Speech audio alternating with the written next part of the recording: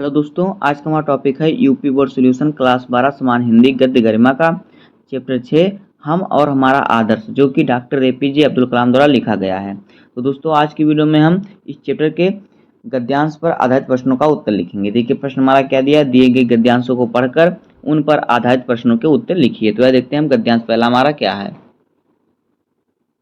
देखिए पहले हम गद्यांश को पढ़ते हैं, उसके बाद इस पर आधारित प्रश्न का उत्तर लिखेंगे। तो देखिए, मैं खासतौर से युवा छात्रों से ही क्यों मिलता हूँ, इस सवाल का जवाब तलाशते हुए मैं अपने छात्र जीवन में के दिनों के बारे में सोचने लगा। रामेश्वरम के द्वीप से बाहर निकलकर यह कितनी लंबी यात्रा रही। पीछे मुड़कर देखता हूँ तो विश्वास नहीं होता, आखिर वह क्या था जिसके कारण यह संभव हो सका।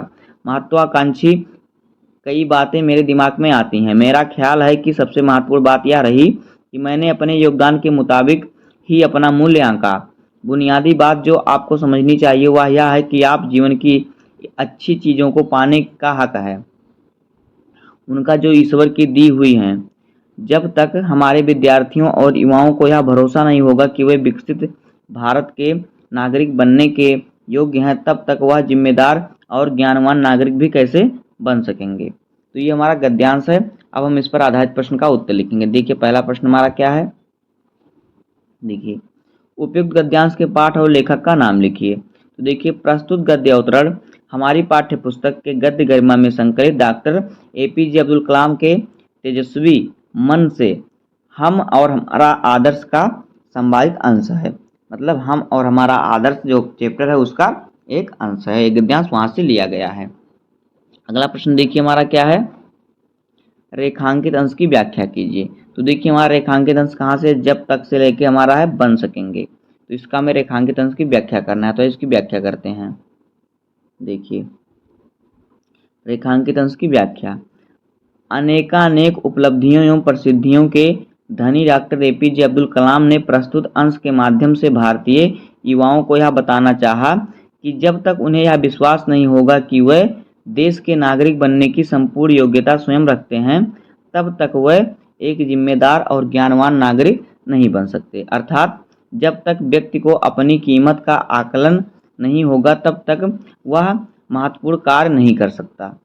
अगला प्रश्न देखिए, डॉक्टर एपीजे अब्दुल कलाम खास तौर से किससे मिलते हैं। तो डॉक्टर एपीजे अब्दुल कलाम खास तौर से देश के युवा छात्रों से मिलते थे।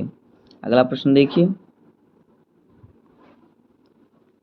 डॉक्टर अब्दुल कलाम की कामयाबी के लिए सबसे महत्वपूर्ण बात क्या रही।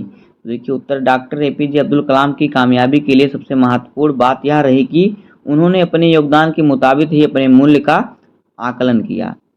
अगला प्रश्न है, व्यक्ति किन चीज़ों को पाने का हक रखता है। देखिए उत्तर, व्यक्ति उन सभी अच्छी चीज़ों को पाने का हक रखता है जो ईश्वर की दी हुई हैं। अगला प्रश्न देखिए, अगला हमारा गद्यांश क्या है। पहले गद्यांश को पढ़ते हैं, फिर इस पे आधारित प्रश्न का उत्तर लिखेंगे। मैं यह नहीं मानता कि समृद्धि और अध्यात्म एक दूसरे के विरोधी हैं, या भौतिक वस्तुओं की इच्छा रखना कोई गलत सोच है। उदाहरण के तौर पर मैं खुद न्यूनतम वस्तुओं का भाग करते हुए जीवन बिता रहा हूँ, लेकिन मैं सर्वत्र समृद्धि की कद्र करता हूँ, क्योंकि समृद्धि अपने साथ सुरक्षा और विश्वास लाती है, जो अंततः हमारी आज़ादी को बनाए रखने में सहायक है। देखिए यहाँ से हमारा रेखांकित अंश है। आप अपने आसपास देखेंगे तो पाएंगे खुद प्रकृति भी अपने काम आधे अधूरे मन से नहीं करती।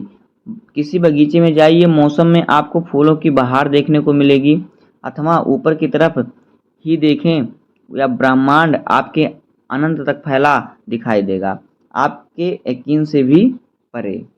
देखिए इस पर भी हमें पहला प्रश्न हमारा जो है गद्यांश लिखना है। उपयुक्त गद्यांश के पाठ और लेखक का नाम यानी कि संदर्भ लिखना है। तो देखिए, प्रस्तुत गद्य अवतरण हमारी पाठ्य पुस्तक गद्य गरिमा में संकलित डॉक्टर एपीजे अब्दुल कलाम के तेजस्वी मन से हम और हमारा आदर्श का संपादित अंश है। अगला प्रश्न देखिए, रेखांकित अंश की व्याख्या। तो देखिए हमारा हेडिंग है रेखांकित अंश की व्याख्या। प्रस्तुत पंक्तियों के माध्यम से अब्दुल कलाम जी समृद्धि की कद्र करते हुए कहते हैं कि व्यक्ति को कामयाब होने के लिए वह सभी हर संभव प्रयास करने चाहिए जो वह कर सकता है। किसी भी कार्य को अधूरा नहीं छोड़ना चाहिए, अर्थात काम करते हुए उससे उबर कर उस बीच में नहीं छोड़ देना चाहिए, उस काम को बीच में नहीं छोड़ देना चाहिए, उस काम को करते रहना चाहिए। इसके लिए प्रकृति का उदाहरण प्रस्तुत करते हुए वह कहते हैं कि यदि आप अपने आसपास देखें तो आपको ऐसे प्रकृति के बहुत से उदाहरण मिल जाएंगे जो पूर्ण होते दिखाई देंगे।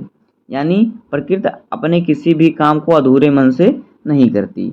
आप किसी फूलों के बाग में ही पहुंच जाइए, वहां मौसम में आपको फूलों की बहार देखने को मिलेगी, क्योंकि मौसम ने अपने काम को अधूरा नहीं छोड़ा।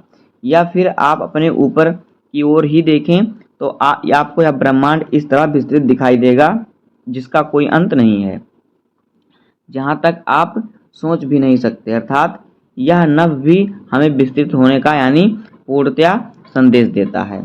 अगला प्रश्न देखिए, लेखक किनको एक दूसरे का विरोधी मानता है? तो देखिए, लेखक समृद्धि और अध्यात्म को एक दूसरे का विरोधी नहीं मानता है। सॉरी, प्रश्न है कि लेखक किसको एक दूसरे का विरोधी नहीं मानता है?